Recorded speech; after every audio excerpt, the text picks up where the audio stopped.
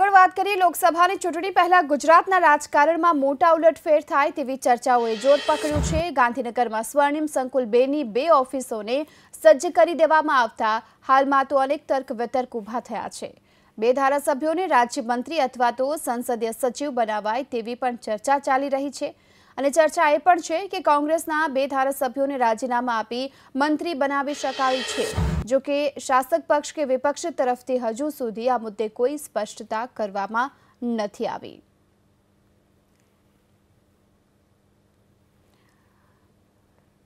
તો ગાંધીનગર સ્વર્ણિમ સંકુલમાં હાલમાં અત્યારે જે પ્રમાણે ઓફિસોને સજ્જ કરી દેવામાં આવી છે તેને લઈ અનેક તર્ક વિતર્ક સર્જાયા છે, કારણ કે 2 ઓફિસોને અત્યારે હાલમાં જે તૈયાર કરવામાં આવી રહી છે એવામાં એ પણ શક્યતા જોવામાં આવી રહી છે કે 2 ધારાસભ્યોને રાજ્યમંત્રી અથવા તો સંસદીય સચિવ બનાવવામાં આવી શકે છે। આ અંગે વધુ વિગતો મેળવીએ સંવાદદાતા કલ્પેશ રાવલ પાસેથી। કલ્પેશ, સ્વર્ણિમ સંકુલની આ બંને ઓફિસોને અત્યારે સજ્જ કરી દેવાય છે, શું શક્યતા લાગી રહી છે? શા માટે આ પ્રકારની તૈયારી?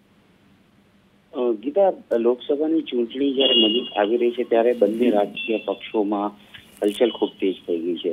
ગઈકાલે એ પ્રકારના પણ સમાચારો આવ્યા હતા કે 2 દિગ્ગજ નેતાઓ કોંગ્રેસ જોઈન કરી શકે છે 12મી માર્ચે, અને ગઈકાલે થી જ રાજ્ય સરકારના જે સ્વર્ણિમ સંકુલ 2 છે કે જ્યાં રાજ્યકક્ષાના મંત્રીઓ અથવા તો સંસદીય સચિવને બેસાડવામાં આવે છે, એની 2 ખાલી ચેમ્બર્સની તાત્કાલિક સાફ સફાઈ હાથ ધરવામાં આવી હતી અને અનુમાન લગાવવામાં આવી રહ્યું છે કે કોંગ્રેસના 2 દિગ્ગજ નેતાઓ સંભવતઃ ધારાસભ્ય હોય એમને આ પ્રકારનું મોટું સ્થાન સંસદીય સચિવ અથવા તો રાજ્ય મંત્રીમંડળમાં સમાવેશની અટકળો લાગી રહી છે। જે રીતે કુંવરજીભાઈ બાવળિયાના કિસ્સામાં હતું એ પ્રકારનું ફરીથી એક વખત ઘટનાક્રમ સર્જાય તેવી શક્યતા છે અને કોંગ્રેસના 2 ધારાસભ્યો જે છે તે ધારાસભ્ય પદ છોડી અને ભાજપમાં આવી શકે છે અને એમને આ પ્રકારનો મહત્વનો હોદ્દો આપવામાં આવી શકે છે। જી, આભાર આપનો આ સમગ્ર માહિતી બદલ। તો હાલમાં ચર્ચા ચાલી રહી છે કે 2 ધારાસભ્યોને રાજ્યમંત્રી અથવા તો સંસદીય સચિવ બનાવાય। જો કે ચર્ચા એ પણ છે કે કોંગ્રેસના 2 ધારાસભ્યો રાજીનામા આપી